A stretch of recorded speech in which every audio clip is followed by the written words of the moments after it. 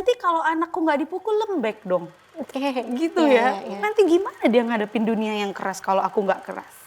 Gitu. Gimana caranya aku mencontohkan bahwa dunia ini nggak melulu seperti maunya dia. Aku bilang, Bapak kalau anak Anda mau dihindarkan dari kecelakaan lalu lintas, yang benar dia kita bekalin dengan helm dan kendaraan yang baik, atau dia kita tabrak tiap hari untuk latihan kecelakaan. Karena yang Bapak lakukan adalah Bapak latihan nabrak. Tiap hari tuh anak ditabrak supaya terbiasa nanti kalau ketabrak beneran. Pernah atau enggak nangis bareng sama anak? Pernah. Wah, itu apa tuh? Ada cerita? Setiap tantrum, tantrumnya bareng. Parenting adalah satu-satunya mungkin ilmu di dunia di mana setiap yang mempelajari pasti gagal. Waktu itu ketika aku bawa anakku untuk mendapatkan diagnosa speech delay-nya, dokternya bilang gini, nggak yakin bisa ngomong Bu anaknya. Kita coba aja deh, tapi saya nggak yakin. Gitu. Itu aku kayak, Ibu gimana sih anak umur segini, nggak bisa ngomong umur 3,5 tahun baru dibawa ke saya? Gitu. Itu dari seorang dokter.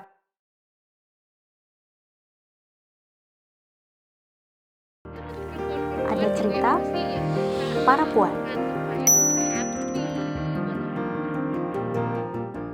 Oke Halimah, kita punya games. Gamesnya itu adalah games pernah atau nggak pernah. Jadi jawabnya sepertinya mesti jujur dan cepat. Pertanyaan pertama, pernah atau enggak nangis bareng sama anak? Pernah. Wah, itu apa tuh? Ada cerita? Setiap tantrumnya bareng. Tantrumnya bareng, terus endingnya Cool down-nya bareng. Itu namanya co-regulation. oh oke. Co-regulation. Iya. Karena meregulasi lagi. Ya, regulasi emosinya bareng-bareng. Jadi kita contohin caranya gimana. Oh oke. Wah, dari games kita belajar sesuatu. Pertanyaan kedua. Pernah atau enggak kencan berdua sama suami setelah punya anak? Sering. Frekuensinya? Minimal seminggu sekali. Minimal seminggu sekali. Selain dari itu pernah lebih atau Pernah. tiap hari? Itu enggak? Karena kita percaya bahwa anak-anak yang bahagia dibesarkan oleh orang tua yang bahagia. Jadi sering-sering pacaran. Sering-sering pacaran. Itu tips oke. Pertanyaan ketiga, pernah atau enggak salah gendong anak orang lain? Sering. Itu gimana bisa begitu? Jadi aku tinggal di apartemen, jadi di taman itu ada satu anak yang keritingnya mirip banget kayak anakku yang kecil. Jadi dia lagi lari, aku tangkep. Bukan anakku. Terus ibunya gimana? Mbaknya waktu yang jaga panik, Ibu itu bukan Ayuna gitu. Oke, yang berikutnya, pernah atau enggak merasa menyesal jadi ibu? Pernah. And it is okay. It is okay. Ya. Ibu-ibu, para perempuan, jangan ngerasa diri kita jahat kalau kita nggak happy dengan keadaan kita. It is a very normal cycle. Kadang-kadang kan kita ada up and down-nya ya. Kadang-kadang kita nggak suka bukan artinya kita benci sama anak kita, tapi it's just lagi down aja gitu. Dan biasanya itu terjadi ketika apa sih?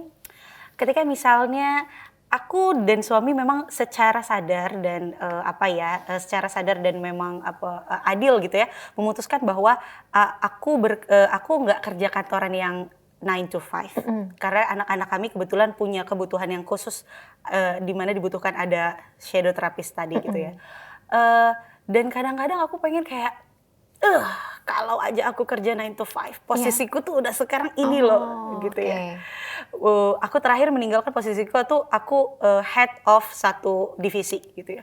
Pasti aku sekarang udah ini gitu ya, tapi at least ya ini pilihanku dan nggak apa-apa. Kadang-kadang aku kangen kehidupanku yang dulu, nggak apa-apa gitu.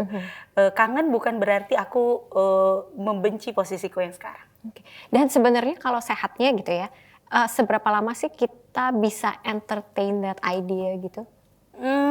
Sebenarnya gini, jangan berpikir bahwa kalau pikiran itu sering kali datang, itu adalah sebuah penyesalan yang berlarut-larut. Bahwa kalau pikiran itu datang, terima. Udah, embrace it as a part of our journey gitu. Nanti juga akan datang lagi kok masa-masa bahwa oh iya nggak sia-sia ya gue ninggalin itu untuk ini gitu. Dan untuk ibu-ibu yang memilih karir dibandingkan stay sama anaknya, jangan ini juga gitu. Take pride of apa yang sudah kamu decide gitu. Ketika aduh iya ya kehilangan waktu sama anak yang gini gitu. Tapi kamu udah nabung ini loh buat anakmu gitu.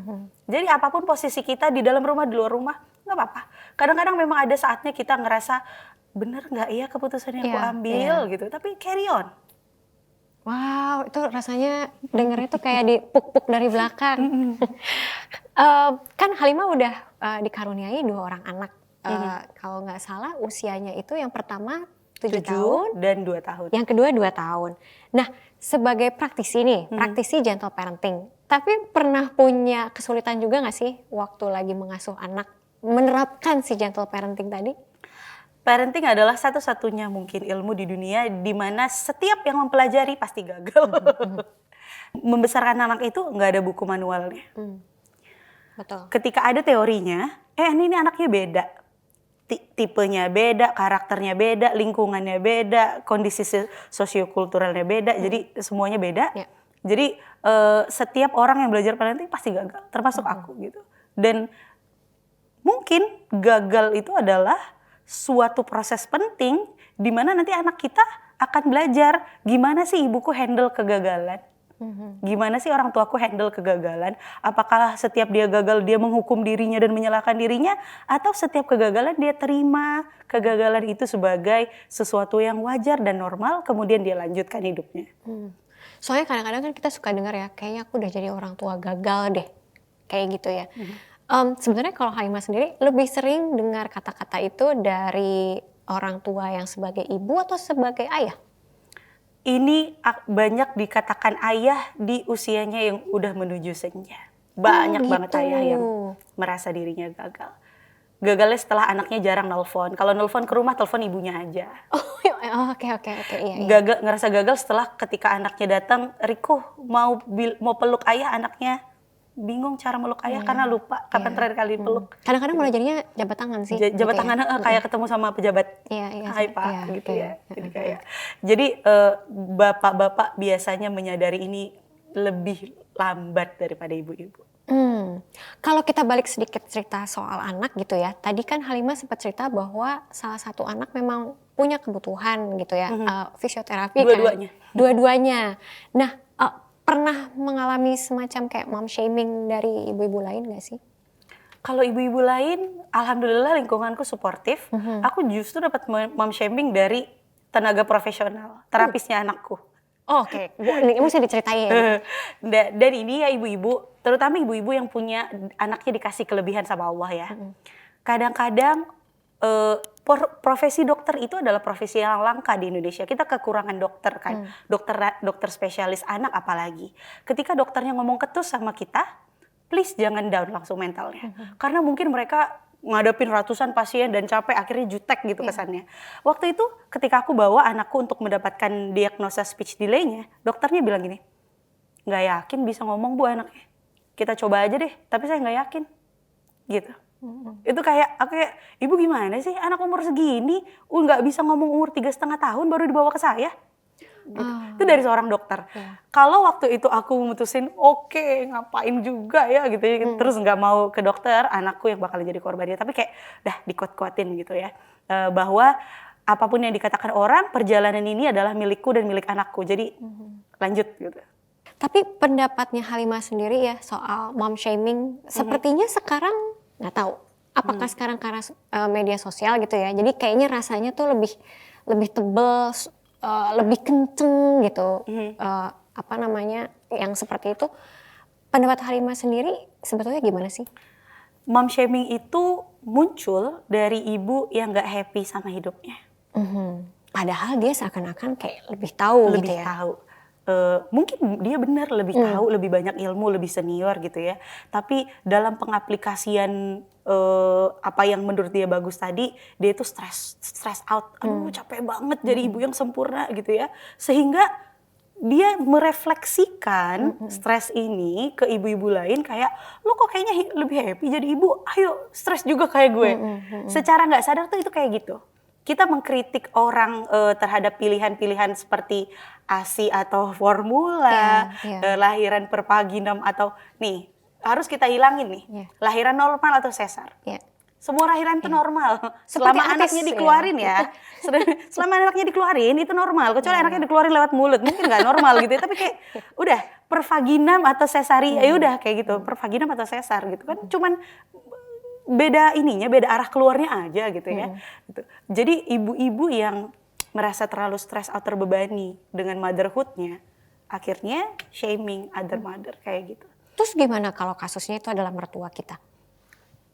Probably ibu mertua kita adalah ibu yang gak happy banget, gitu. Dan itu pasti, karena gini, zaman orang tua kita, mereka membesarkan suami kita, gitu, generasi kita dengan susah payah, kondisi ekonomi yang berat. Ketika ini anak sudah berhasil, sudah punya penghasilan, sudah tumbuh jadi manusia yang seperti dia bayangkan, dia harus dalam tanda kutip melayani dan menyenangkan perempuan lain. Sakit gak? Iya. Gitu. Harusnya gue yang menerima ini kan dari membesarkan gitu ya. Ini kan tanaman yang aku susah payah tanam. Kenapa yang panen rasanya orang lain? Kenapa yang panennya rasa yang lain? Coba bayangkan kalau kita sebagai ibu nggak ngerasa nanem, bukan nanem, membesarkan anak itu bukan nanem. Membesarkan anak itu ya kayak bertumbuh, aku bareng sama dia gitu. Dan suatu saat kalau dia sudah tumbuh ya sudah, aku senang ngeliatin dia bertumbuh gitu. Jadi nggak ngerasa bahwa aku harus memanen sesuatu dari dia. Itu itu sebenarnya mindset yang masih banyak nggak diterima ya. Karena biasanya orang tua itu kan beneran berpikir bahwa dia invest ya lewat anak. Sehingga kalau anaknya sudah besar, kadang-kadang keluar tuh perkataan kayak ibu bayarin kamu sekolah dari dulu. Seakan-akan kita beneran give back-nya itu nggak pernah kelar gitu. Dan nggak salah give back itu, gitu. Selama kondisinya adalah kita memang dari hati pengen, Mam, ini loh yang udah mama kasih, aku kasih balik ya ke mama, bukan kayak mana kasih balik. Iya. Nah gitu. Jadi beda ketika orang tua itu meminta gitu ya, menekan anak untuk mengembalikan, beda dengan anak yang tumbuh dengan happy gitu ya. Anak yang tumbuh dengan happy, buah yang dia tumbuhin tuh lebih banyak. Jadi dia membagi-baginya cukup ke orang tuanya, ke istrinya, ke anaknya. Dia bagi-baginya cukup gitu. Kalau anak yang tumbuh nggak happy, buahnya sedikit. Karena kosong ya. Kosong. Dan yang minta banyak. Iya. Sandwich generation. Jadi kayak benar. Nah, kalau Halimah sendiri kan sangat encouraging orang untuk punya support system bersama nih ya, orang tua dan anak. Tapi kalau kamu sendiri gitu, misalnya di saat-saat inilah gitu ya, memang lagi ada rasa kok kayaknya ada negativity ya, kok kayaknya aku ada yang kurang. Biasanya curhatnya ke siapa? Suami udah pasti karena sebagai partner gitu ya, tapi aku secara reguler ngobrol ke psikolog. Oke.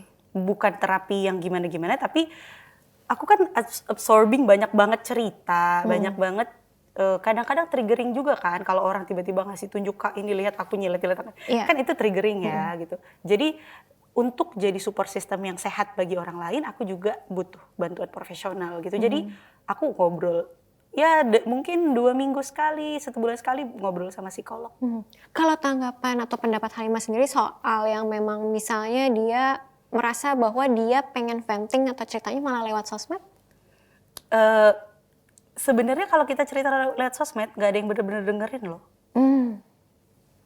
Yang judging banyak, yang dengerin dikit. Kalau misalnya kita cerita tentang sesuatu yang ini gitu ya, nggak ada yang benar-benar dengan tulus datang, can I help you, itu jarang gitu. Bagi orang yang di masa kecilnya jarang didengarkan, sesudah besar dia akan gampang terbuka sama orang asing baru kenal, hai, diceritain. 5 menit kita udah tahu semua. Vulnerability-nya dikeluarin semuanya. Ini akar-akar anak yang gampang diculik. Oke, ya. Celahnya dia ceritain semua karena nggak pernah didengar. Itu tuh kayak dia tuh kayak gelas yang terus-terusan diisi, luber, dia tuh pengen ngisi ke tempat lain gitu. Karena gelas emosi kita itu diisi dibuang kayak gitu.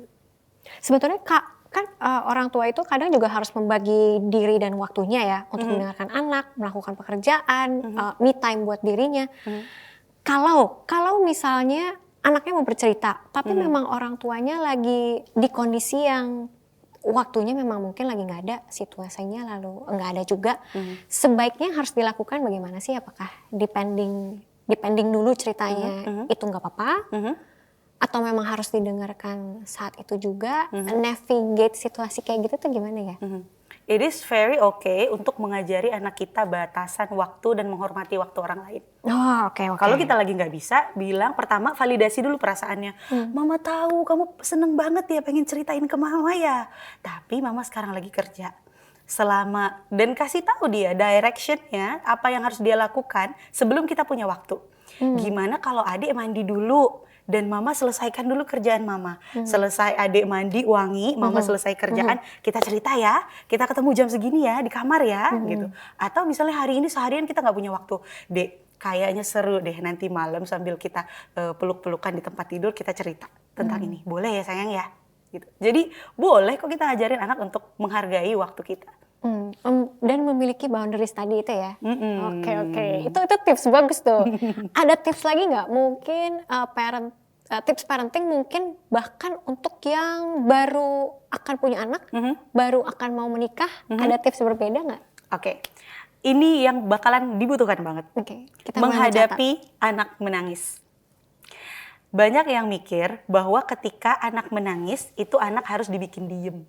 Salah. Yang harus dibikin diem, emosi kita yang di dalam. Aduh, ini anak kenapa lagi nangis? Apalagi sih udah disuapin, udah dikasih makan, kenapa masih nangis gitu ya. Nah, ini yang harus disuruh calm down. Anaknya mah biarin aja nangis. Karena anak itu kalau dia belum puas nangisnya, kita bilang, "Adek mau apa?" Wah, makin tinggi nadanya. "Adek mau ini enggak?" Lebih tinggi nadanya. Jadi ini dulu di dalam dulu, di calm down. Oke, tarik nafas dulu. It is very okay sebelum kita consoling anak, kita tarik nafas dulu, biarin dia nangis. Selama dia nangisnya nggak sambil mentokin kepalanya ke tembok, nggak apa-apa. It's okay to stay back, tenangkan diri. Oke, aku nggak boleh ngadepin ini dengan emosi, aku harus datang dengan tenang. Datang ke anak dengan nada serendah mungkin. Karena anak kalau nangis nadanya tinggi. Kita datang harus nada, "Adek, kenapa sayang?" Harus rendah banget nadanya. Nanti anaknya bakalan nyadar, oh aku ketinggian nih ngomongnya. Sama kalau misalnya kita lagi ngomong, suara kita kekencengan. Terus teman kita, gitu. Kita langsung turunin nada ya. Nanti anak juga belajar kayak gitu.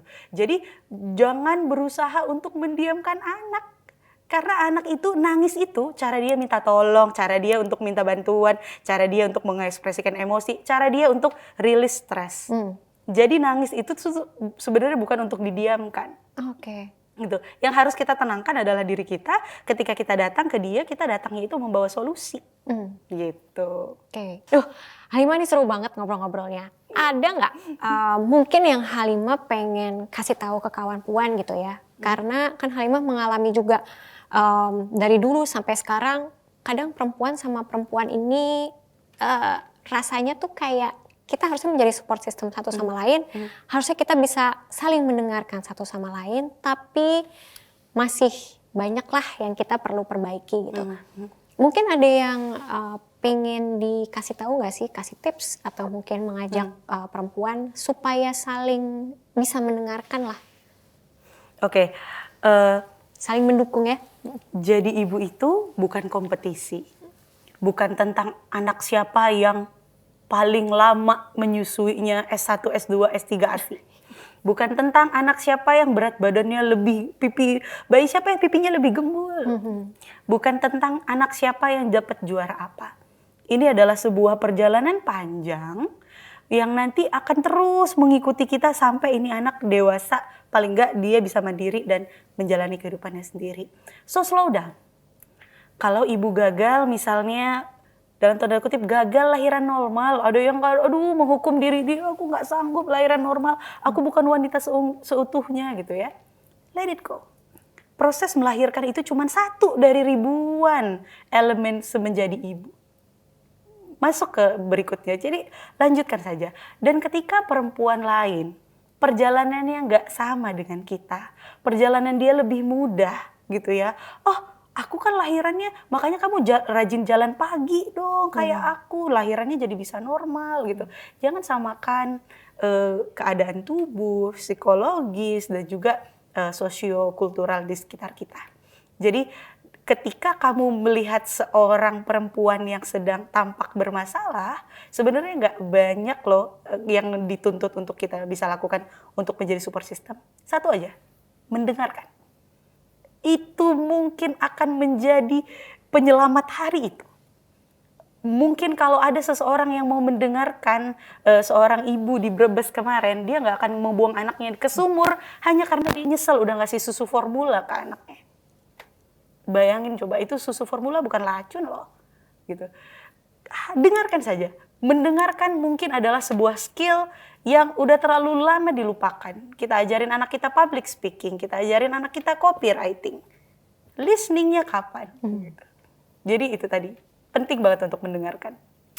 Aduh, terima kasih banyak ya Kakak Halimah buat semua tipsnya, semua sharingnya. Aduh, itu rasanya jadi daging banget sih buat kawan puan yang pasti lagi mengalami hal-hal yang sama ya. Apalagi di masa-masa pandemi kayak sekarang gitu. Terima kasih banyak buat kehadirannya. Terima kasih kawan puan semuanya. Terima kasih banyak udah sharing di Cerita Para Puan. Terima kasih kawan puan sudah menyaksikan Cerita Para Puan kali ini bersama Halimah. Dari obrolan-obrolan tadi ada beberapa hal yang bisa kita ambil. Yang pertama, fakta menarik dari Halimah adalah bahwa parenting adalah salah satu ilmu yang paling banyak gagal dipelajari. Dan gagal dalam parenting adalah proses penting yang harus orang tua lalui agar anak belajar cara menerima kegagalan dengan melihat orang tuanya. Bahwa kegagalan adalah hal yang wajar. Terima perasaan kecewanya, embrace it as a part of the journey. Yang kedua, kita bisa belajar juga bahwa membesarkan anak adalah proses tumbuh bersama. Tumbuh bersama antara kita sebagai orang tua dengan anak. Yang ketiga, jika perjalanan ibu lain beda dengan perjalanan yang kita lewati, hargai saja perbedaannya. Dengarkan ceritanya untuk mendukung perjuangannya sebagai sesama perempuan. Terima kasih banyak kawan puan sudah menyaksikan Cerita Para Puan kali ini. Jangan lupa subscribe, tinggalkan komen kalau mau tanya-tanya lagi ke Halimah, atau mau tanya-tanya tentang parenting, dan pastikan nge-like video-videonya Cerita Para Puan. Kita ketemu lagi di episode berikutnya. Bye!